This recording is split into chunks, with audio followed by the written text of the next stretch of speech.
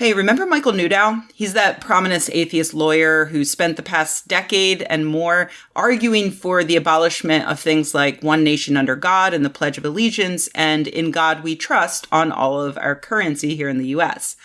I've always been pretty meh about Newdow. I agree that these things don't actually belong in a secular society that honors a wall between church and state. But at the same time, spending all that time and money pushing these things comes across as a little douchey.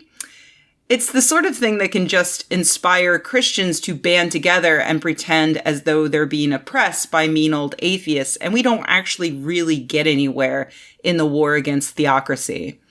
Newdow has been working on the In God We Trust on money stuff since at least 2005, getting stymied at the lower courts and continually appealing until he finally reached the Supreme Court.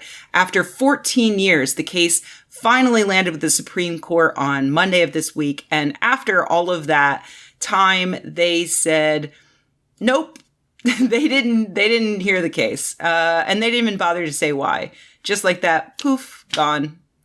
Newdow's argument specifically was that In God We Trust on our money is an attempt to establish a state religion. That seemed ridiculous to me. Surely no one would ever think that that would qualify as establishing a state religion. And surely there are easier ways to argue that this is unconstitutional. I've always been familiar with the Lemon test, so named after the plaintiff in a 1971 case that went to the Supreme Court, Lemon v. Kurtzman. And in that case, the court found that it was unconstitutional for a public school superintendent to reimburse private, mostly Catholic school teachers' salaries.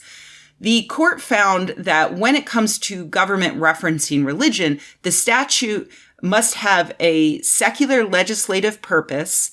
The principal or primary effect of the statute must not advance nor inhibit religion, and the statute must not result in an excessive government entanglement with religion. Those are the three aspects of the Lemon test that has thus far been used to decide what violates separation of church and state at the Supreme Court level.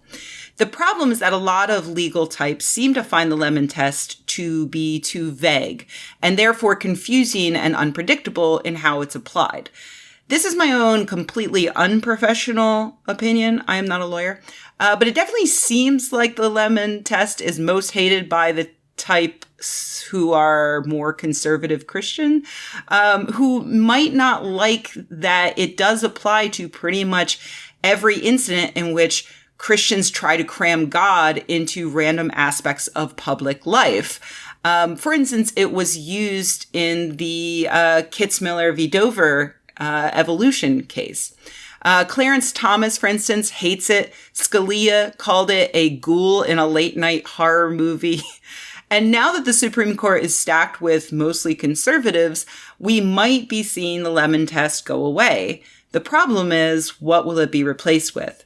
The alternatives proposed by people like Luke Goodrich of the Becket Fund, which has argued against Newdow in favor of keeping the religious language on currency and in the pledge, and they also represented Hobby Lobby in that case, they don't exactly make me feel optimistic about our country not becoming a theocracy.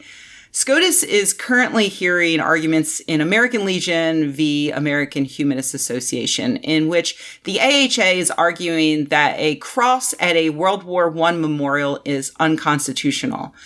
And in those arguments, lawyers for the defendants are proposing new versions of the Lemon test, like any government action that coerces religious conduct, either directly or indirectly, is unconstitutional. The Becket Fund lawyers suggested in a friend of the court brief that, and I quote, "The question is whether the government's actions share the characteristics of an establishment of religion at the time of the founding." And you can go read their whole argument. Link to the transcript is below. It's a pretty big yikes for me. But that is sort of what Newdow is arguing with In God We Trust.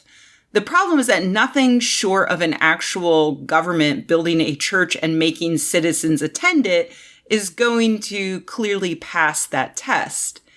Anyway, it sucks to be Newdow right now, but I'm sure he's got like 4 more cases that he's planning to push to the Supreme Court eventually.